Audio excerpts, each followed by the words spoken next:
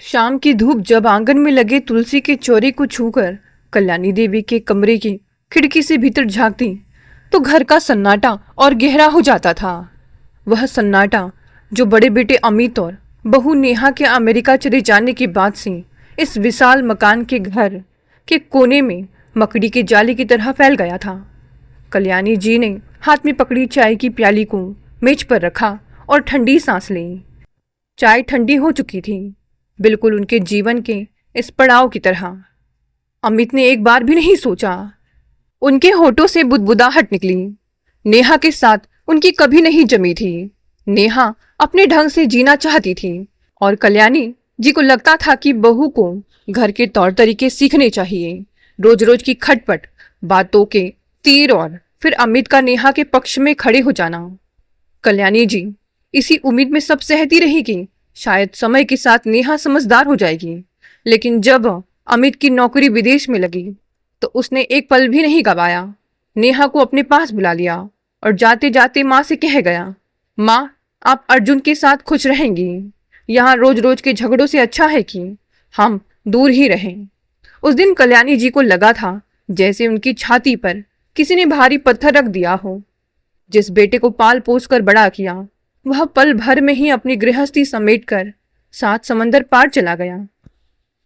अब उनके जीवन की एकमात्र उम्मीद उनका छोटा बेटा अर्जुन था। अर्जुन स्वभाव से शांत था, बड़ों का आदर करने वाला और अपनी माँ की हर छोटी बड़ी जरूरत का ख्याल रखने वाला। कल्याणी जी के मन में बस एक ही धुन सवार थी, जल्द से जल्द अर्जुन की शादी कर दी जाए। एक ऐसी लड़की घर आए जो सुशील हो, उनके संस्कारों को समझे और कम से कम इस ढलती उम्र में उनका सहारा बने। वे हर रोज अलमारी से कुंडलियां निकालती, सहेलियों और रिश्तेदारों से बात करती। कल्याणी अब की बार लड़की देख परख कर लाना। अमित ने तो अपनी पसंद से शादी की थी, नतीजा देख लिया ना। उनकी ननंद शारदा ने फोन पर अक्सर यही नसीहत दी थी। कल्याणी जी भी यही सोचती थी। हाँ जीजी, अब की बार में कोई कसर नहीं छोड़ूंगी। खानदान की लड़की होगी जो परिवार को जोड़कर रखना जानती हो। लेकिन नियति के पास कुछ और ही योजना थी। एक शाम जब बारिश की हल्की बूंदें खिड़की के शीशों पर दस्तक दे रही थी, अर्जुन दफ्तर से लौटा। उसके चेहरे पर हमेशा रहने वाली मुस्कान के पीछे आज एक अजीब सी कसमकस थी। उसने माँ के लिए गरम पकौड़े बनाए, खुद चाय छान कर लाया और उनके पास बैठ गया। माँ कुछ बात करनी थी, अर्जुन ने चाय की चुस्की लेते हुए कहा। कल्याणी जी के कान खड़े हो गए। माँ का दिल बेटे की आवाज के उतार चढ़ाव को भांप लेता है। हाँ बोल बेटा, क्या बात है? नौकरी में सब ठीक तो है ना? नौकरी में सब कुछ अच्छा है माँ। असल में बात मेरी जिंदगी की है। अर्जुन ने नजरें झुकाते हुए गहरी सांस ली। वो मैं किसी को पसंद करता हूँ, उसका नाम सोनम है। कल्याणी जी के हाथ से चाय की प्याली छूटते छूटते बची। उनके चेहरे का रंग उड़ गया। अमित की शादी का वह समय उनकी आंखों के सामने घूम गया जब उसने भी इसी तरह नेहा के बारे में बताया था। पसंद करता है मतलब लव मैरिज? कल्याणी जी की आवाज में कड़वाहट और डर साफ महसूस हो रहा था। अर्जुन तू जानता है ना अमित के फैसले के बाद इस घर का क्या हाल हुआ, और तू भी। माँ सोनम नेहा भाभी जैसी नहीं है, अर्जुन ने तुरंत बीच में टोकते हुए कहा। उसकी आवाज में सोनम के लिए गहरा सम्मान था। वह बहुत पढ़ी लिखी है, एक बहुत प्रतिष्ठित कंपनी में ऊंचे पद पर काम करती है, बहुत सुलझी हुई और शांत स्वभाव की है। आप एक बार उससे मिल लेंगी तो। पढ़ी लिखी तो नेहा भी थी अर्जुन। कल्याणी जी का गुस्सा अब उभरने लगा था। जितनी ज्यादा पढ़ाई उतनी ही ज्यादा अहंकार। मुझे नहीं चाहिए कोई ऊंची नौकरी वाली बहू, मुझे ऐसा घर चाहिए जो हमारी मर्यादा समझे। माँ प्लीज, आप बिना मिले ही पूर्वाग्रह से ग्रसित हो रही हैं। अर्जुन ने प्यार से माँ का हाथ थाम लिया। सोनम अपने माता पिता की इकलौती बेटी है। उसने बहुत मेहनत से अपनी पहचान बनाई है। उसके परिवार के मूल्य भी बहुत मजबूत है। क्या कहा? कल्याणी जी का ध्यान एक विशेष शब्द पर अटक गया। इकलौती बेटी? हाँ माँ। कल्याणी जी के माथे पर चिंता की गहरी लकीरें उभर आई। इकलौती बेटी से शादी करने के क्या नतीजे होते हैं तो समझता भी है अर्जुन, इकलौती लड़की का सारा ध्यान, सारा समय अपने मायके में ही अटका रहता है। आगे पीछे कोई और भाई बहन नहीं होगा, तो हर सुख दुख में उसे ही भागना पड़ेगा। आधा समय वह मायके में ही बिताएगी, तो यहाँ की गृहस्थी कौन संभालेगा, और उसके माता पिता की जिम्मेदारी भी। माँ, यह तो अच्छी बात है ना कि वो अपने माता पिता का ख्याल रखती है, अर्जुन ने समझाने की कोशिश की। और वैसे भी शादी के बाद मेरी जो जिम्मेदारी आपके प्रति है, वही जिम्मेदारी उसके अपने माता पिता के प्रति है। इसमें गलत क्या है? कल्याणी जी ने अपना हाथ छुड़ा लिया। लड़के और लड़की का फर्ज बराबर नहीं होता अर्जुन। समाज के कुछ नियम होते हैं। लड़की शादी करके दूसरे घर आती है, उसे उस घर को अपना मुख्य आधार बनाना होता है। इकलौती लड़की का मोह कभी मायके से नहीं छूटता। उस रात कल्याणी जी के कमरे की बत्ती बहुत देर तक जलती रही। उनका दिल भारी था। उन्हें लग रहा था कि उनका दूसरा बेटा भी उनके हाथों से फिसलता जा रहा है। दूसरी तरफ सोनम के घर का माहौल भी बहुत अलग नहीं था। सोनम के पिता सत्य प्रकाश जी, जो रिटायरमेंट के करीब थे, और उसकी माँ सुनीता देवी, दोनों अपनी बेटी के इस फैसले से चौंक गए थे। सोनम बेटा, हम जानते हैं कि अर्जुन लड़का बुरा नहीं है, सत्य प्रकाश जी ने चश्मा उतार कर मेज पर रखते हुए कहा था, लेकिन उसके घर में सिर्फ उसकी माँ है। बड़ा भाई विदेश जा चुका है। उसकी माँ का स्वभाव कैसा है, तुम उनके साथ तालमेल बिठा पाओगी या नहीं, यह बहुत बड़ी चुनौती होगी। तुम हमारी इकलौती संतान हो, हमारे बाद तुम्हारा इस दुनिया में कौन है। हम चाहते थे कि तुम्हारी शादी किसी ऐसे परिवार में हो जिसे हम अच्छे से जानते हों। सुनीता देवी ने भी अपनी चिंता व्यक्त की थी। पापा, माँ, आप लोग मुझ पर भरोसा रखिए, सोनम ने दोनों का हाथ पकड़कर कहा था। अर्जुन बहुत समझदार है, वे मेरी और आप दोनों की भावनाओं का सम्मान करते हैं। आखिरकार बच्चों की जिद और उनके आपसी प्यार के आगे दोनों परिवारों को झुकना ही पड़ा। कल्याणी जी ने भारी मन से ही सही, लेकिन अर्जुन की खुशी के लिए हाँ कह दिया। शादी बेहद धूमधाम से संपन्न हुई। सहनाइयों की गूंज और आतिशबाजी के बीच सोनम ने कल्याणी जी के घर में कदम रखा। शुरुआत के दिन हसीन सपने की तरह बीत गए। सोनम सुबह जल्दी उठकर दफ्तर के काम के साथ साथ घर की जिम्मेदारियां भी बखूबी निभाती। अर्जुन उसका हर कदम पर साथ देता। कल्याणी जी भी धीरे धीरे सामान्य होने लगी थी। हालांकि उनके मन में भी किसी कोने में वह असुरक्षा की भावना अभी भी दबी हुई थी। पर समय का चक्र शांत नहीं रहता, वह अपने साथ नए बदलाव और नई चुनौतियां लेकर आता है। सोनम और अर्जुन की शादी को 2 साल कब बीत गए पता ही नहीं चला। कल्याणी जी के घर का वह सूनापन जो अमित के जाने के बाद पसर गया था, सोनम के आने से काफी हद तक कम हो गया था। सोनम अपनी नौकरी की व्यस्तता के बावजूद सुबह के समय घर के कामों में हाथ बटाती, कल्याणी जी की दवाओं का ध्यान रखती।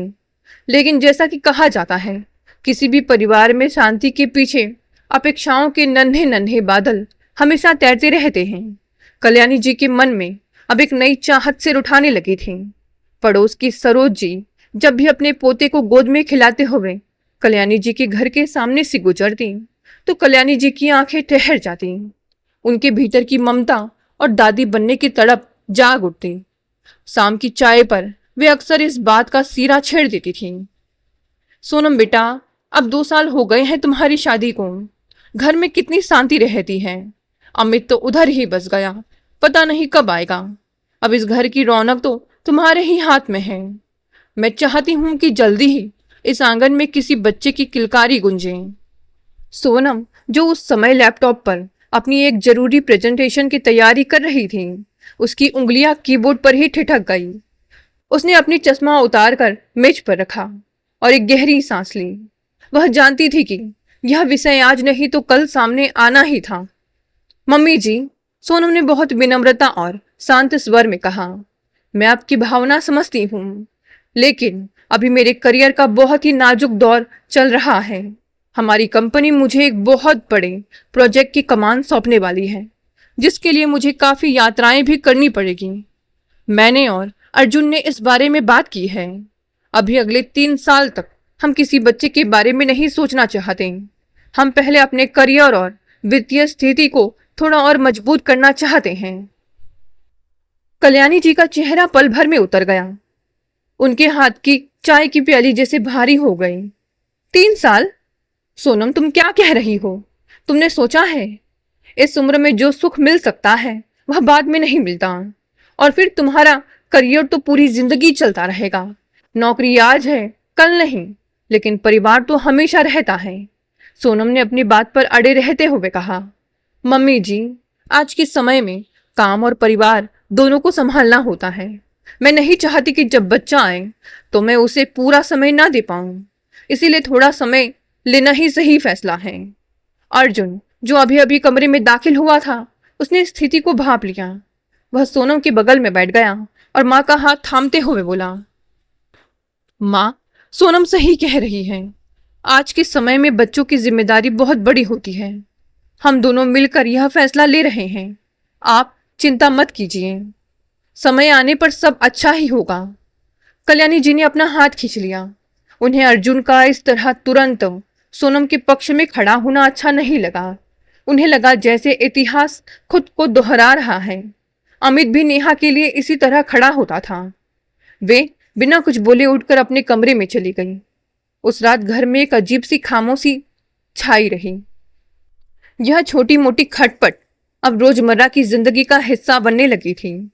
कल्याणी जी कभी सीधे तो कभी इशारों इशारों में अपनी नाराजगी जताती और सोनम अपने काम में डूबकर उन तानों को खुद से बचाने की कोशिश करती।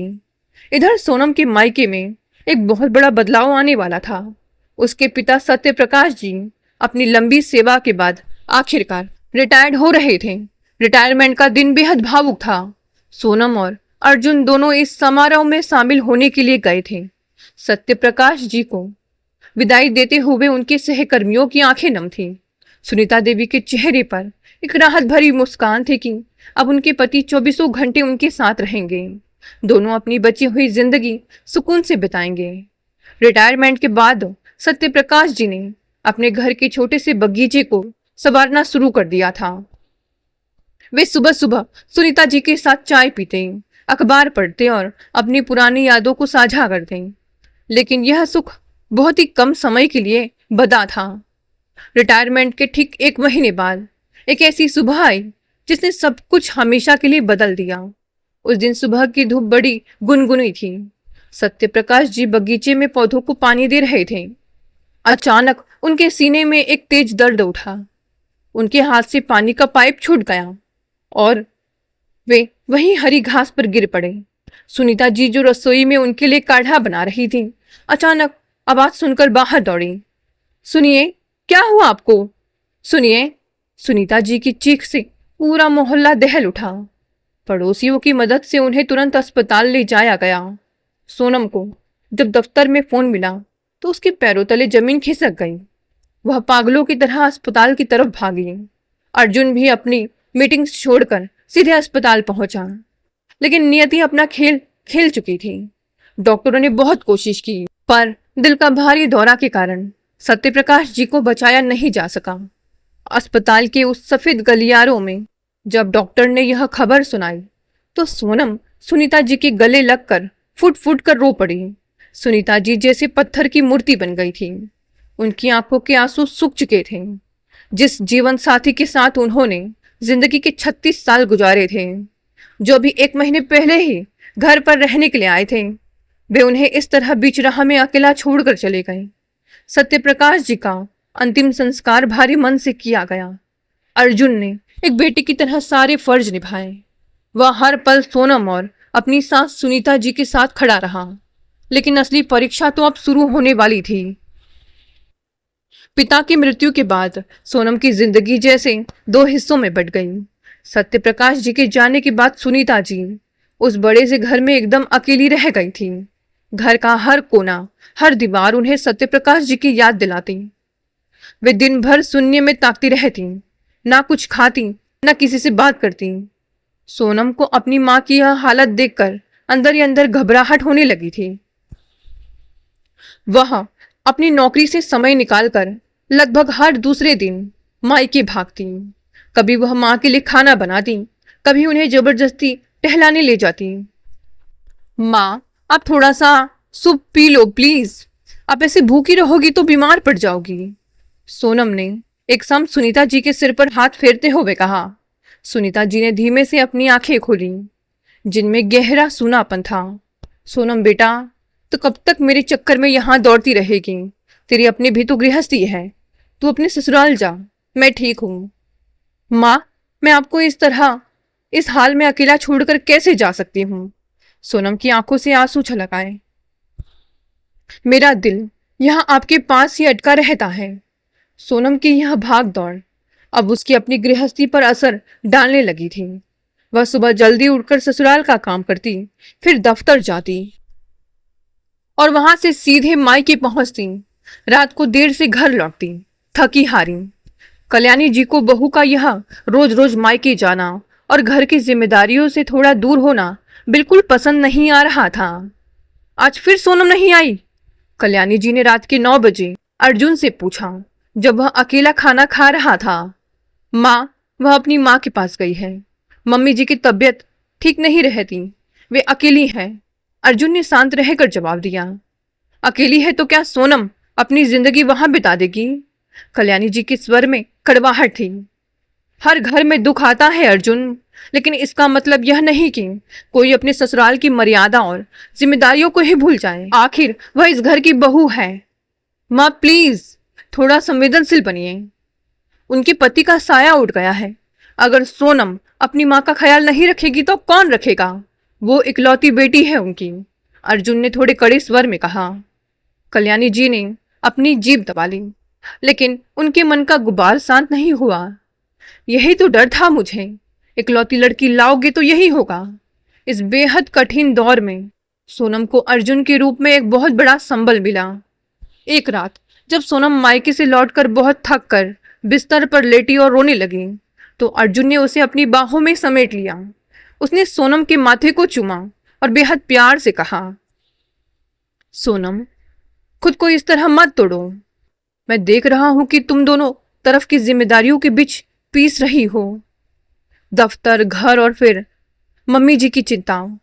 तुम अकेली नहीं हो, मैं तुम्हारे साथ हूं। सोनम ने अर्जुन की छाती पर सिर रख दिया। अर्जुन, मुझे समझ नहीं आता मैं क्या करूं। माँ वहां अकेली रोती रहती है। मुझे हर पल डर लगा रहता है कि कहीं उन्हें कुछ ना हो जाए, और यहाँ मम्मी जी मुझसे नाराज रहती है। सोनम, हमारे पास एक रास्ता है, अर्जुन ने कुछ सोचते हुए कहा। क्यों ना हम मम्मी जी को हमेशा के लिए अपने पास ही बुला ले। वे यहाँ हमारे साथ रहेंगी तो तुम्हारी चिंता भी खत्म हो जाएगी और हम दोनों मिलकर उनका ख्याल रख सकेंगे। सोनम ने चौंक कर अर्जुन की तरफ देखा। उसकी आंखों में उम्मीद की एक किरण जागी, लेकिन अगले ही पल उसमें कल्याणी जी का डर समा गया। लेकिन अर्जुन, मम्मी जी, क्या वे इस बात के लिए कभी तैयार होंगी? वे तो पहले ही बहुत नाराज रहती है। मैं माँ से बात करूंगा सोनम, वे दिल की बुरी नहीं है, बस थोड़ी पुरानी सोच की हैं, वे समझेंगी। अर्जुन ने हौसला बंधाया, लेकिन अर्जुन को क्या पता था कल्याणी जी के मन की रूढ़ियों और असुरक्षा की दीवारें इतनी आसानी से ढहने वाली नहीं थी। रविवार की सुबह अमूमन घरों में थोड़ी सुस्ती और सुकून लेकर आती है, लेकिन कल्याणी जी के घर की हवाओं में आज एक अजीब सा भारीपन था। धूप खिड़की की जाली से छनकर फर्श पर चौकोर आकृतियां बना रही थी। कल्याणी जी सोफे पर बैठी माला जप रही थी, पर उनका ध्यान रसोई में चाय बना रहे अर्जुन और नाश्ते की प्लेटें लगा रही सोनम पर थी। दोनों के बीच इशारों इशारों में कुछ बात हो रही थी, एक ऐसी बात जिसे शुरू करने का साहस वे जुटा रहे थे। अर्जुन ट्रे में चाय की प्यालियां और बिस्किट लेकर आया। उसने एक प्याली माँ की तरफ बढ़ाई और खुद उनके ठीक सामने वाले सोफे पर बैठ गया। सोनम रसोई का काम समेटकर वहीं पास की कुर्सी पर आकर बैठ गई। उसके चेहरे पर संकोच और घबराहट की परतें साफ देखी जा सकती थी। माँ, अर्जुन ने चाय की चुस्की लेते हुए बात की शुरुआत की। कल्याणी जी ने अपनी माला रोकी और आंखें खोलकर बेटे की तरफ देखा। हाँ बोल बेटा, बड़ी गंभीर आवाज है तेरी आज। माँ, बात ही कुछ ऐसी है। असल में हम मम्मी जी के बारे में बात करना चाहते थे। जब से पापा जी गए हैं वे उस बड़े से मकान में एकदम अकेली रह गई हैं। सोनम का ध्यान भी 24 घंटे वही लगा रहता है। उसकी नौकरी पर भी इसका असर पड़ रहा है और सेहत पर भी।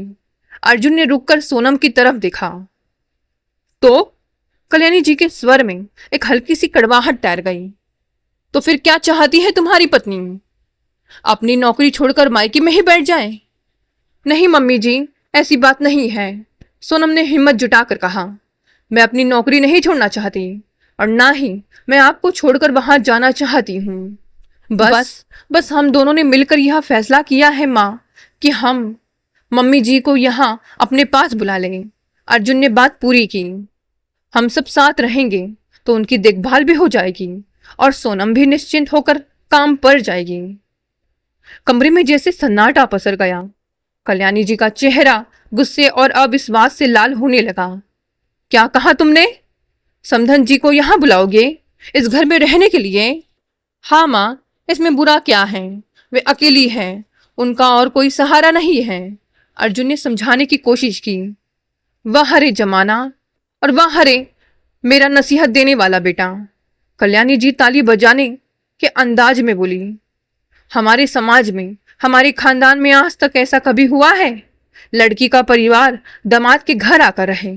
लोग क्या कहेंगे अर्जुन? क्या कल्याणी जी के मायके वाले इतने कमजोर हो गए हैं कि अब वे उनकी देखभाल नहीं कर सकते? और लोग कहेंगे कि लड़का अपनी पत्नी के हाथों बिक गया है। माँ, आप ये कैसी दकियानूसी बातें कर रही हैं? अर्जुन का स्वर भी अब ऊंचा होने लगा था। यहां पालने की बात कहां से आ गई? मम्मी जी के पास अपनी खुद की पेंशन है, उनकी अपनी जायदाद है, वे किसी पर बोझ नहीं हैं। और लोगों की परवाह हम क्यों करें? जब मुसीबत आती है तो ये लोग ही सबसे पहले पीठ दिखाकर भागते हैं। सोनम की आंखों में आंसू आ गए। कल्याणी जी ने सोनम की तरफ देखा पर उनके मन का गुब्बार शांत नहीं हुआ। वे अपनी नाराजगी खुलकर और ज्यादा नहीं दिखाना चाहती थी। उन्हें डर था कि अगर वे बहुत ज्यादा अड़ गई तो अर्जुन उनसे पूरी तरह नाराज हो जाएगा और बड़ी बहू नेहा की तरह सोनम भी अर्जुन को लेकर कहीं अलग न रहनी चली जाए। उनका इकलौता सहारा भी छिन जाएगा। उन्होंने अपना रुख बदला पर दिल में कड़वाहट बरकरार रखी। ठीक है, जो तुम लोगों को ठीक लगे वही करो।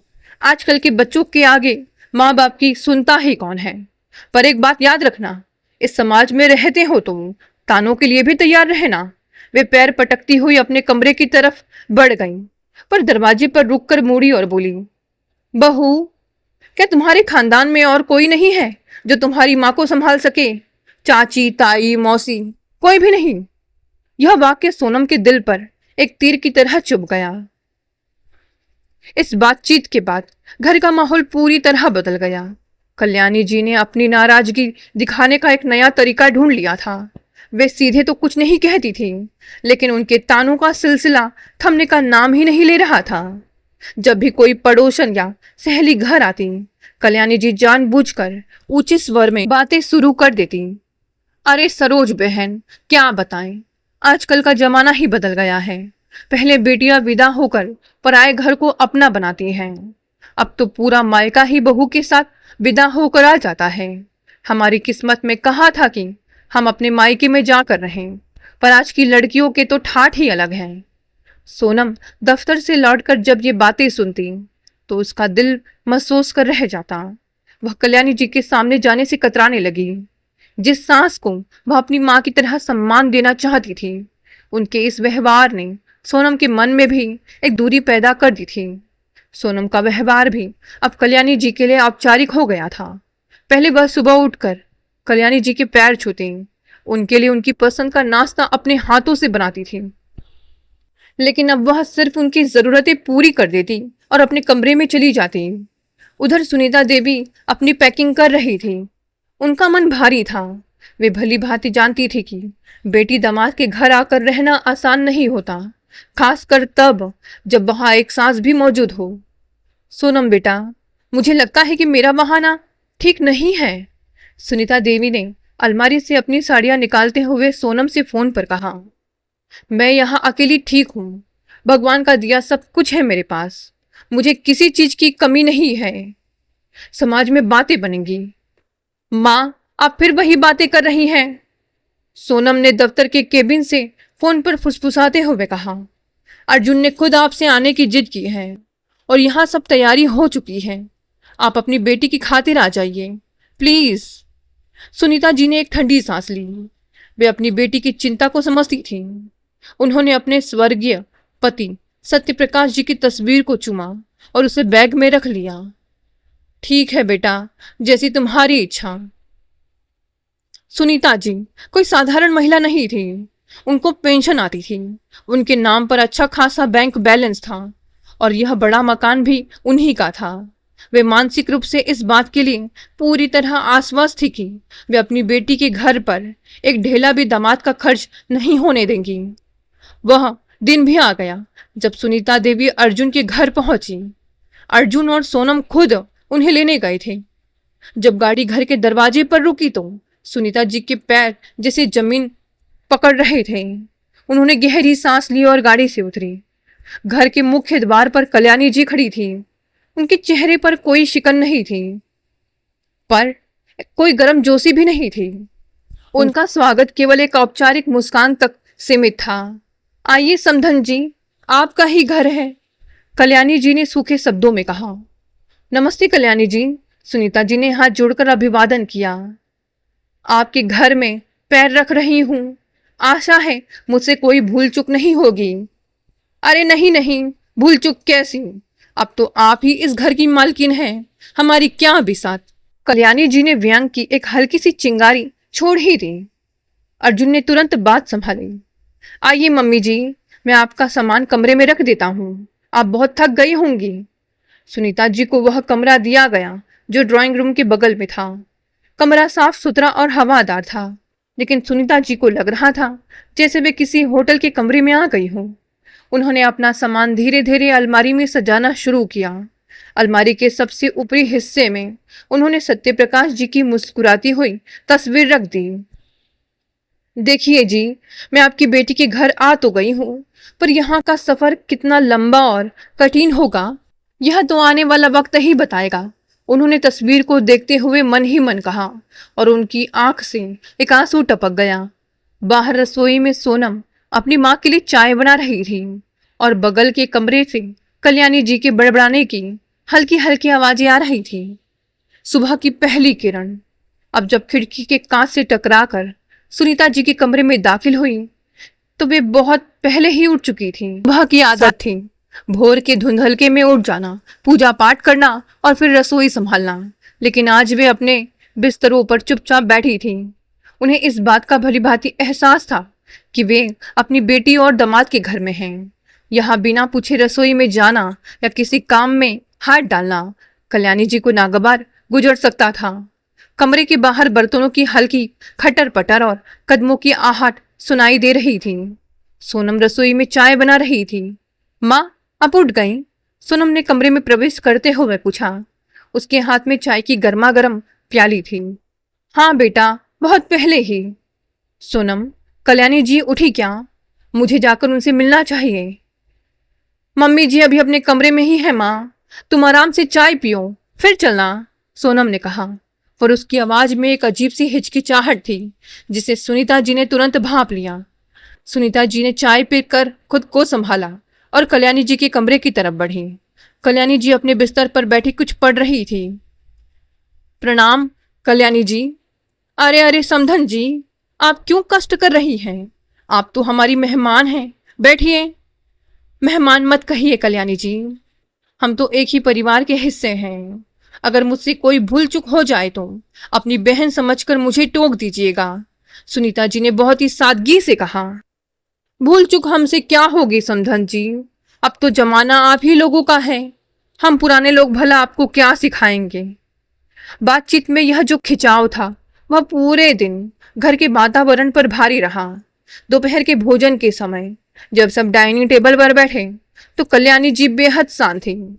अर्जुन ने अपनी सास की पसंद की सब्जी बनाने के लिए सोनम से कहा था, जो टेबल पर सजी थी। मम्मी जी, आपको शिमला मिर्च पसंद है ना? सोनम ने आज खास आपके लिए बनाई है।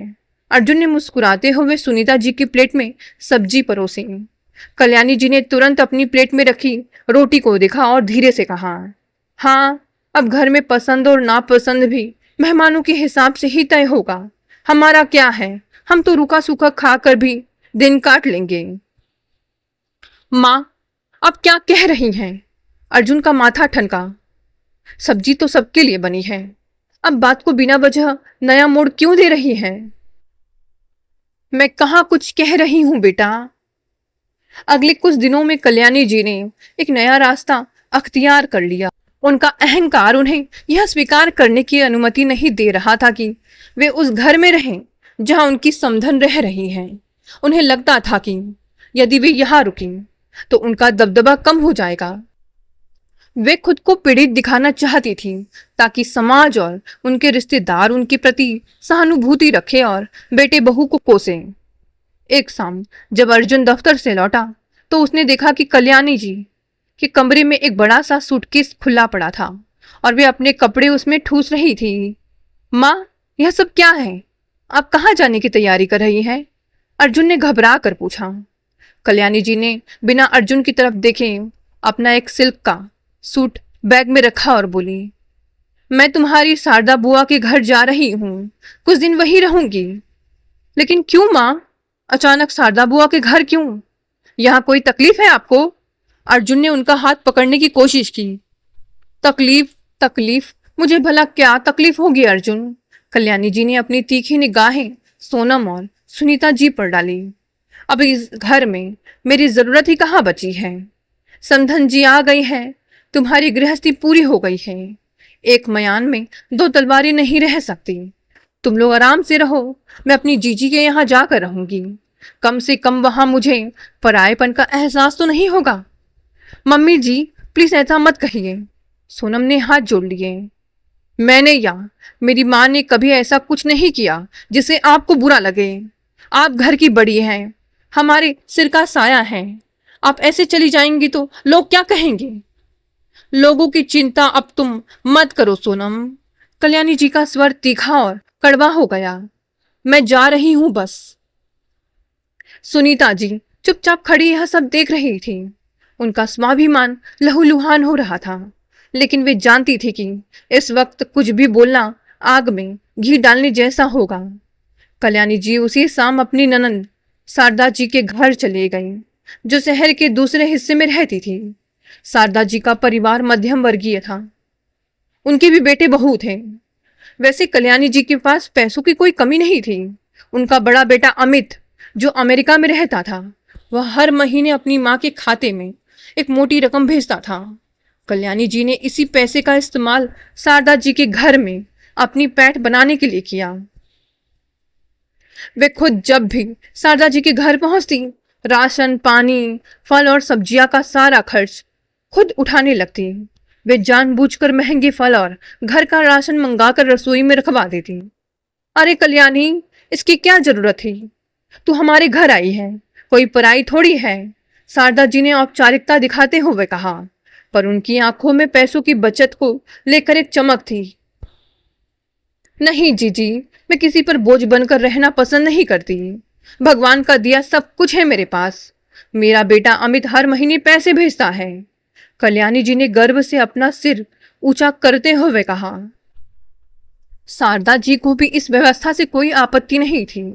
कल्याणी जी के आने से उनके घर का बजट काफी हद तक संभल जाता था, इसीलिए वे भी कल्याणी जी की हाँ में हाँ मिलाती रहती थी। कल्याणी जी ने अब एक नया नियम बना लिया था। वे महीने के 30 दिनों में से कम 20 दिन अपनी ननद के घर ही बिताने लगी। जब भी अर्जुन उन्हें फोन करके घर आने को कहता, वे कोई ना कोई बहाना बना देती या सीधे चिढ़ जाती। माँ, आप कब तक वापस आ रही हैं? 20 दिन हो गए हैं आपको वहां गए हुए। अर्जुन ने एक दिन फोन पर झुंझुलाते हुए पूछा। क्यों, क्या वहां समधन जी को मेरी याद सता रही है? कल्याणी जी ने फोन पर ही ताना मारा। मैं यहाँ बहुत खुश हूँ अर्जुन, मुझे यहाँ सम्मान मिलता है। जब मेरा मन करेगा मैं आ जाऊंगी। मुझे बार बार फोन करके परेशान मत किया करो। कल्याणी जी का यह व्यवहार घर में अशांति का कारण बन रहा था। अर्जुन अपनी माँ की इस बचकानी और अड़ियल जिद से बुरी तरह थक चुका था। उसे समझ आ गया था कि उसकी माँ यह सब सिर्फ सोनम और उसकी माँ को नीचा दिखाने के लिए और उन्हें अपराधी महसूस कराने के लिए कर रही हैं। उधर सुनीता जी रोज रोज के इस तनाव को भांप रही थी। वे देख रही थी कि उनकी वजह से उनकी बेटी की गृहस्थी में दरार आ रही थी। दामाद अपनी माँ से लड़ रहा था और उनकी बेटी हर पल घुट रही थी। पिछले कई हफ्तों से कल्याणी जी का ननंद शारदा के घर डेरा डालना और बार बार बुलाने पर भी ना आना अब पूरे खानदान में चर्चा का विषय बन चुका था। रिश्तेदार फोन करके दबी जुबान में अर्जुन से पूछते, बेटा क्या बात है, कल्याणी भाभी आजकल घर पर क्यों नहीं दिखती, क्या बहू से कोई खटपट है। अर्जुन इन सवालों का जवाब देते देते थक चुका था। वह अपनी माँ की इस बच्चों जैसी जिद और पूरे परिवार को तमाशा बना देने की आदत से भीतर ही भीतर बुरी तरह टूट रहा था। अचानक अर्जुन का सब्र का बांध टूट गया। उसने जेब से अपना फोन निकाला और कल्याणी जी का नंबर डायल कर दिया। उधर शारदा जी के घर के बरामदे में बैठी कल्याणी जी चाय पी रही थी। स्क्रीन पर अर्जुन का नाम चमकते ही उनके चेहरे पर एक आत्मसंतुष्ट मुस्कान आ गई। उन्हें लगा कि उनका पैंतरा काम कर रहा है, बेटा उनके बिना तड़प रहा है और अब पैर पकड़कर मनाने के लिए फोन कर रहा है। उन्होंने बेहद बेरुखी से फोन उठाया। हाँ अर्जुन, क्यों फोन किया? मैंने कहा था ना कि मुझे बार बार फोन मत किया करो। माँ चुपचाप अपना सारा सामान समेटिए और कल सुबह तक घर वापस आ जाइए। अर्जुन की आवाज में वैसी मिन्नतें नहीं थी जैसी कल्याणी जी उम्मीद कर रही थी। उसकी आवाज में एक अजीब सी ठंडी कड़क और नाराजगी थी। कल्याणी जी हैरान रह गई। उन्होंने अपनी चाय की प्याली रखी। यह क्या तरीका है बात करने का अर्जुन? तुम अपनी माँ को हुक्म दे रहे हो? मैं कोई तुम्हारी नौकरानी नहीं हूं जो तुम्हारे कहने पर आ जाऊंगी। मैं अपनी जीजी के यहाँ अपनी मर्जी से रह रही हूं। माँ बेवकूफ मत बनाइए, मैं बच्चा नहीं हूं, सब समझता हूं। अर्जुन ने गरजते हुए कहा। उसकी आवाज इतनी तेज थी कि रसोई में खड़ी सोनम भी कांप गई। आप यह जो कुछ भी कर रही हैं सिर्फ इसलिए कर रही हैं क्योंकि सोनम की माँ हमारे साथ रह रही है। आप जानबूझकर बुआ के घर जाकर बैठ गई हैं ताकि समाज में हमारी थू थू हो, लोग सोनम और आंटी जी को ताना मारें और आप खुद को पीड़ित साबित कर सके। अर्जुन, तुम्हारी हिम्मत कैसे हुई मुझसे इस लहजे में बात करने की? तुम उस लड़की के प्यार में अंधे हो चुके हो। कल्याणी जी चिल्लाई। नहीं माँ, अंधा मैं नहीं, अपनी जिद और अहंकार में अंधी आप हो चुकी हैं। अर्जुन ने चीख कर कहा। आप हमेशा रोती रहती है ना कि अमित भैया और नेहा भाभी आपको छोड़कर अमेरिका चले गए। आप कहती हैं कि बड़ी बहू बुरी थी। नेहा भाभी की कोई गलती नहीं थी माँ, वे बहुत कोशिश करती थी आपके साथ तालमेल बैठाने की, लेकिन आपका अहंकार, आपकी हर बात में दखल देने की आदत और छोटी बड़ी बात पर बखेड़ा खड़ा करने के व्यवहार ने उनका जीना हराम कर दिया था। भैया सब कुछ देखते और समझते थे। वे जानते थे कि अगर वे यहाँ रहें तो उनका घर टूट जाएगा। इसीलिए वे आपको आपके अहंकार के साथ अकेला छोड़कर चले गए। और आज आप मेरे साथ भी वही कर रही हैं। आप चाहती हैं कि मैं भी सोनम को छोड़ दूं या आपसे दूर चला जाऊं। कल्याणी जी के हाथ से फोन छूटते छूटते बचा। अर्जुन तू? कल्याणी जी की आवाज कांप गई। कल सुबह तक अगर आप घर नहीं आई माँ, तो फिर कभी इस घर में वापस मत आइएगा। आप बुआ के घर में ही रहिए। कहकर अर्जुन ने खट से फोन काट दिया और सोफे पर ढह गया। रसोई के दरवाजे पर खड़ी सोनम दौड़कर अर्जुन के पास आई। अर्जुन, तुमने मम्मी जी से इतना कठोर सच क्यों कहा?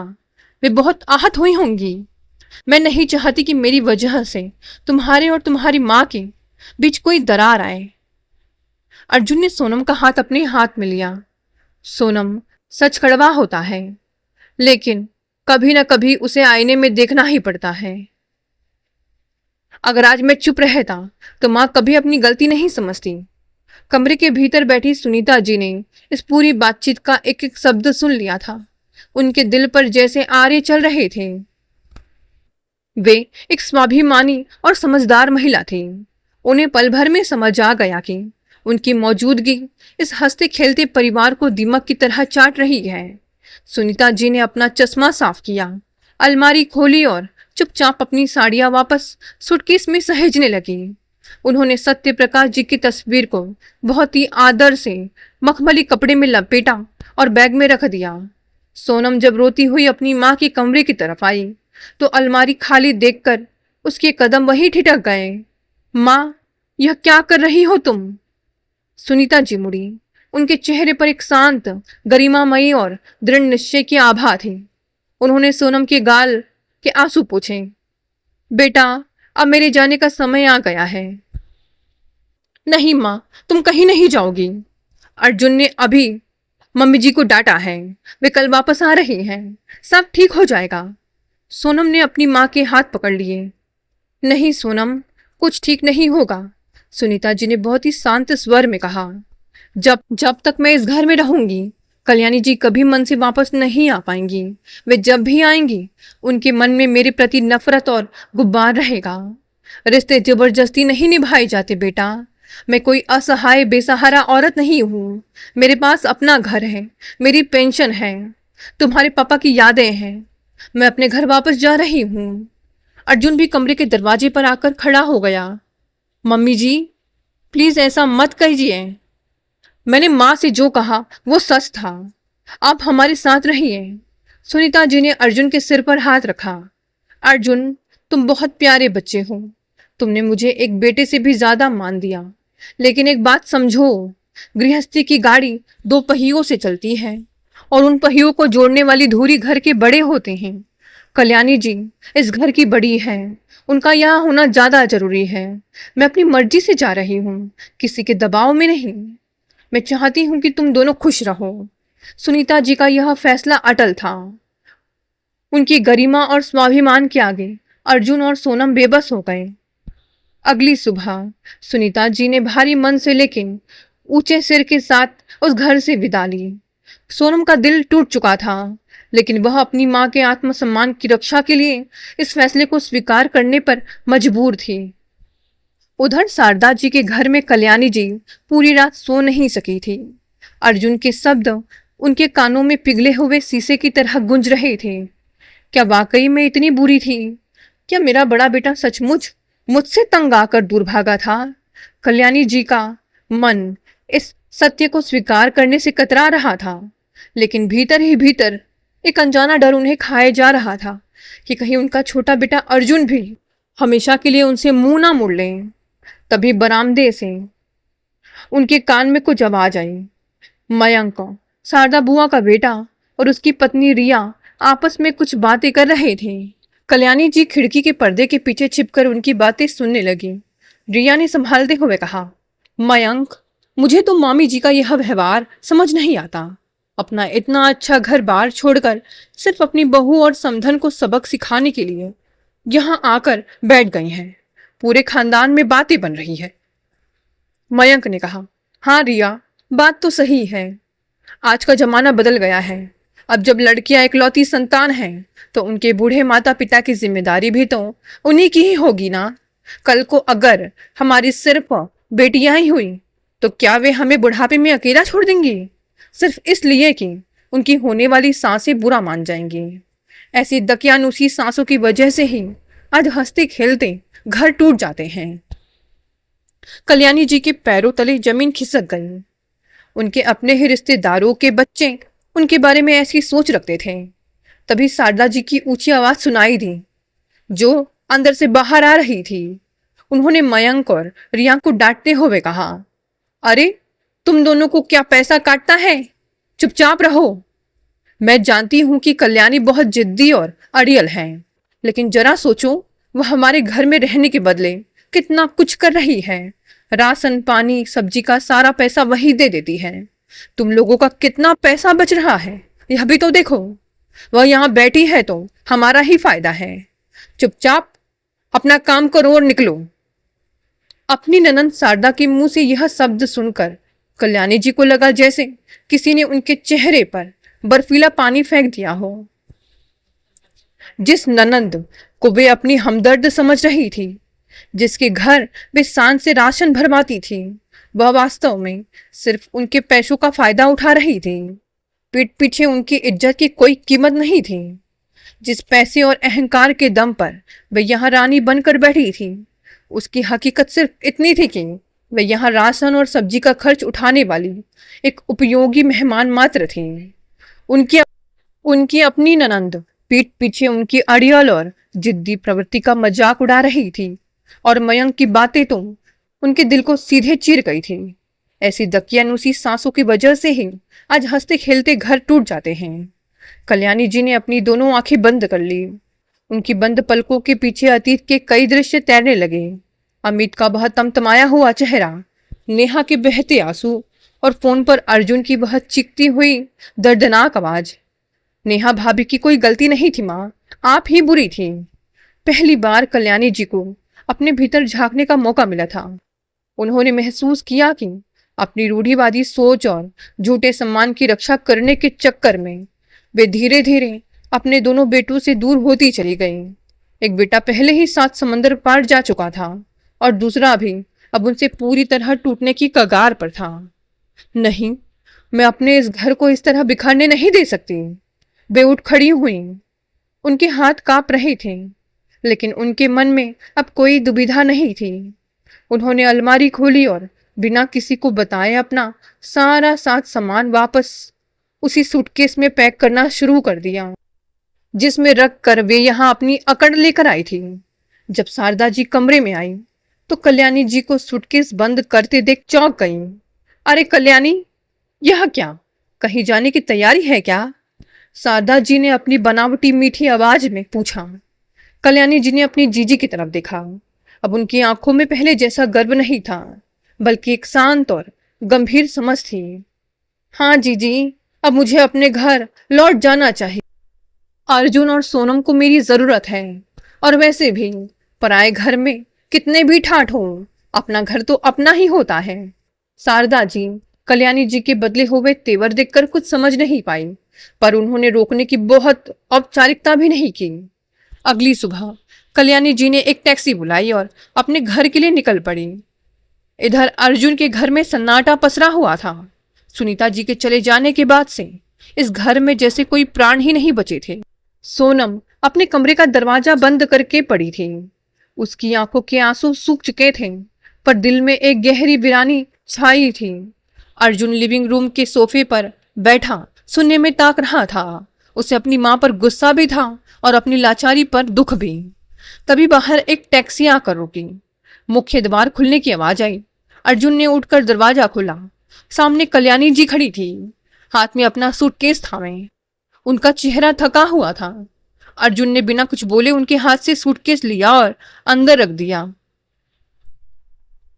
कल्याणी जी ने दबे कदमों से घर के भीतर प्रवेश किया। उनकी नजरें तुरंत ड्राइंग रूम के बगल वाले कमरे की तरफ गई, जहां सुनीता जी रह रही थी। उस कमरे का दरवाजा खुला हुआ था। अंदर की बत्तियां बंद थी और बेड पर बिछी चादर पर कोई सिकन नहीं थी। वह कमरा पूरी तरह खाली था। कल्याणी जी का दिल बैठ गया। समधन जी, वे कहाँ है अर्जुन? उनकी आवाज में एक अनजानी घबराहट थी। सोनम भी दरवाजे की आवाज सुनकर अपने कमरे से बाहर आ गई थी। उसने अपनी सास को देखा, पर उनके पैर छूने या उनका स्वागत करने के लिए वह आगे नहीं बढ़ी। उसने बस एक ठंडी और बेरुखी भरी निगाह उन पर डाली और वापस जाने के लिए मुड़ने लगी। सोनम, रुको बेटा। कल्याणी जी की आवाज में एक ऐसी याचना थी जो सोनम ने पहले कभी नहीं सुनी थी। सोनम ठिठक गई, पर उसने मुड़कर नहीं देखा। मुझे माफ कर दे बेटा। कल्याणी जी के होठ कांप रहे थे। मुझसे बहुत बड़ी भूल हो गई। अपनी झूठी शान और अहंकार के चक्कर में मैं इतनी अंधी हो गई थी कि मैं एक माँ का दर्द और अपनी बहू की लाचारी नहीं देख पाई। अर्जुन ने कल मुझे आईना दिखाया और आज दुनिया ने मुझे मेरी औकात बता दी। सोनम और अर्जुन अवाक होकर कल्याणी जी को देख रहे थे। उन्हें अपनी आंखों और कानों पर विश्वास नहीं हो रहा था। कल्याणी जी ने अर्जुन का हाथ भी पकड़ लिया। अर्जुन, तू सही कह रहा था बेटा। बड़ी बहू नेहा की कोई गलती नहीं थी। मैं ही अपने पुराने विचारों की जंजीरें नहीं तोड़ पा रही थी। लेकिन आज मैं समझ गई हूं कि जमाना बदल गया है। बेटियां, उनका भी अपनी कोख से जन्ने वाली माँ के प्रति उतना ही फर्ज होता है जितना किसी बेटे का। अगर लड़कियां आगे बढ़कर अपने माता पिता को नहीं संभालेंगी तो वे कहाँ जाएंगी। कल्याणी जी सोनम के सामने हाथ जोड़कर खड़ी हो गई। सोनम, सोनम, मुझे अपनी माँ समझकर मेरी इस आखिरी भूल को माफ कर दे। मैं तेरी माँ को वापस इस घर में लाना चाहती हूँ। वे कहीं नहीं जाएंगी, वे यहीं हमारे साथ इसी घर में सम्मान के साथ रहेंगी। सोनम की सिसकी फूट पड़ी। वह कल्याणी जी के गले लग गई। मम्मी जी, मुझे आपसे कोई शिकायत नहीं है, बस मेरी माँ बहुत अकेली रह गई है। मैं जानती हूँ बेटा, मैं भी तो एक माँ हूँ। कल्याणी जी ने सोनम के सिर पर हाथ फेरते हुए कहा। उन्होंने अपनी आंखें पोंछी और अर्जुन की तरफ मुड़ी। अर्जुन, गाड़ी की चाबी उठा ले। गाड़ी की चाबी? पर क्यों माँ? इस वक्त कहाँ जाना है? अर्जुन ने पूछा। हम अभी इसी वक्त तेरे ससुराल चलेंगे, कल्याणी जी ने दृढ़ निश्चय के साथ कहा। हम अपनी समधन जी को अकेली उस सूने मकान में नहीं छोड़ सकते। मैं खुद जाकर उनसे हाथ जोड़कर माफी मांगूंगी और उन्हें अपने साथ वापस इस घर लेकर आऊंगी।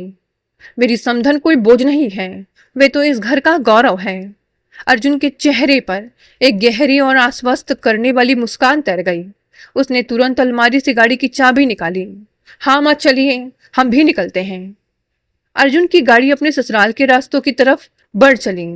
गाड़ी के भीतर अब वह पुराना दमघोटू सन्नाटा नहीं था, बल्कि उम्मीद की एक नई बयार बह रही थी, जो बिखर चुके रिश्ते को एक बार फिर से समेटने का संदेश दे रही थी। मुझे डर लग रहा है अर्जुन, पता नहीं समधन जी मुझे माफ करेंगे या नहीं। उन्होंने अपने जीवन के इतने बड़े दुख के समय मेरी वजह से जो मानसिक प्रताड़ना झेली है, उसका प्रायश्चित मैं कैसे करूंगी। सोनम ने पीछे मुड़कर कल्याणी जी का हाथ थाम लिया। मम्मी जी, आप ऐसा मत सोचिए। माँ का दिल बहुत बड़ा है, वे आपसे कभी नाराज नहीं थी। वे तो बस हमारे घर की शांति चाहती थी। उधर उस बड़े मकान में सुनीता जी अपने बिस्तर पर लेटी थी। कमरे के चारों तरफ सन्नाटा पसरा हुआ था। केवल दीवार पर टंगी पुरानी घड़ी की टिक टिक की आवाज उस खामोशी को तोड़ रही थी। इसी बीच उन्हें बाहर गेट की चरचराहट सुनाई दी। अब इस समय कौन आ सकता है? सुनीता जी ने रसोई की खिड़की से बाहर झांका। एक सफेद रंग की गाड़ी उनके घर के बाहर आकर रुकी थी। गाड़ी का नंबर प्लेट देखकर सुनीता जी समझ गई, यह तो अर्जुन की गाड़ी थी। सुनीता जी घबराकर बाहर के बरामदे की तरफ भागी। सोनम, अर्जुन, तुम लोग इस वक्त? सुनीता जी अवाक रह गई। सोनम ने एक पल भी नहीं गवाया। वह दौड़कर अपनी माँ के गले लग गई और फुट फुट कर रोने लगी। माँ, तुम हमें छोड़कर क्यों चली गई? तुम्हें हमारी जरा भी चिंता नहीं हुई? सुनीता जी ने सोनम को कसकर अपनी बाहों में भींच लिया। उनकी अपनी आंखें भी भर आई थी। बेटा, तू यहाँ क्यों आई है? और कल्याणी जी? सुनीता जी की नजर जैसे ही कल्याणी जी पर पड़ी, वे थोड़ा ठिठक गई। उनके भीतर का पुराना संकोच और डर फिर से जाग उठा। वे अपनी सॉल को ठीक करते हुए आगे बढ़ी। नमस्ते कल्याणी जी। लेकिन इससे पहले कि सुनीता जी अपनी बात पूरी कर पाती, कल्याणी जी आगे बढ़ी और उन्होंने सुनीता जी के दोनों हाथ अपने हाथों में ले लिए। समधन जी, मुझे माफ कर दीजिए, कल्याणी जी ने रूंधे हुए गले से कहा। अरे अरे कल्याणी जी, यह क्या कर रही हैं आप मुझसे बड़ी हैं, हमारे समधी पक्ष की पूजनीय हैं, ऐसा मत कीजिए। सुनीता जी ने उन्हें थामते हुए कहा। नहीं समधन जी, आज मुझे बोलने दीजिए। मैं अपनी झूठी शान, अहंकार और रूढ़िवादी सोच के अंधेरे में इतनी गिर चुकी थी कि मैं एक माँ के दर्द को नहीं समझ पाई। आप अपनी इकलौती बेटी के कारण वहां आई थी और मैंने अपनी दकियानूसी सोच की वजह से आपका जीना हराम कर दिया। मुझे अपनी गलती का एहसास हो गया है। कल्याणी जी ने सुनीता जी के हाथों को चूमा। आज मैं अपनी सारी जिद, अपना सारा अहंकार यही हवा में छोड़ रही हूँ। मैं आपके सामने हाथ जोड़कर भीख मांगती हूँ, अपनी बेटी और दामाद के घर वापस चलिए। वह घर जितना मेरा है उतना ही आपका भी है। हम दोनों माएं मिलकर अपने बच्चों के आशियाने को संवारेंगी। प्लीज मेरी गुनाहों की सजा इन बच्चों को मत दीजिए। सुनीता जी अवाक होकर कल्याणी जी को देख रही थी। वे सोच भी नहीं सकती थी कि इतनी कड़क और स्वाभिमानी महिला इस तरह उनके सामने अपनी गलतियों को स्वीकार करेगी। उन्होंने अर्जुन और सोनम की तरफ देखा, जिनकी आंखों में उम्मीद और खुशी के आंसू थे। सुनीता जी का स्वाभिमानी लेकिन कोमल हृदय पिघल गया। उन्होंने कल्याणी जी को गले से लगा लिया। दोनों बुजुर्ग महिलाएं एक दूसरे के गले लगकर रो पड़ी। यह रोना केवल दुख का नहीं था, बल्कि मन के भीतर जमी हुई मैल और कड़वाहट के बह जाने का था। समय बीतने के साथ दोनों महिलाओं के बीच का फासला पूरी तरह मिट जाता है। कल्याणी जी का पुराना अहंकार अब कहीं दिखाई नहीं देता। अब दोनों सुबह शाम साथ में सैर पर जाती हैं, बगीचे की देखभाल करती हैं और बैठकर अपने सुख दुख साझा करती हैं। घर की रसोई अब किसी एक की नहीं रही। दोनों मिलकर कभी वह व्यंजन बनाती हैं तो कभी यहाँ। सोनम अब पूरी तरह तनाव मुक्त होकर अपने दफ्तर का काम संभालती है, क्योंकि उसकी माँ अब सुरक्षित है और सबसे बढ़कर उन्हें ससुराल में पूरा मान सम्मान मिल रहा है। कल्याणी जी के भीतर आए इस बड़े बदलाव का असर उनके बड़े बेटे अमित और बहू नेहा पर भी पड़ता है। जब अर्जुन उन्हें फोन पर माँ के बदले हुए स्वभाव के बारे में बताता है, तो वे भी अमेरिका से भारत छुट्टियों में आने का फैसला करते हैं। जब अमित और नेहा घर आते हैं, तो कल्याणी जी अपनी बड़ी बहू नेहा को गले लगा लेती हैं और रोते हुए अपनी पुरानी गलतियों के लिए माफी मांगती है। नेहा भी अतीत को भुलाकर अपनी सास को गले से लगा लेती है। कल्याणी जी की खुली और संवेदनशील सोच ने बिखर चुके पूरे परिवार को फिर से एक धागे में पिरो दिया। दोस्तों, ये कहानी यही समाप्त हो गई। धन्यवाद दोस्तों, मिलते हैं अगली नई कहानी से।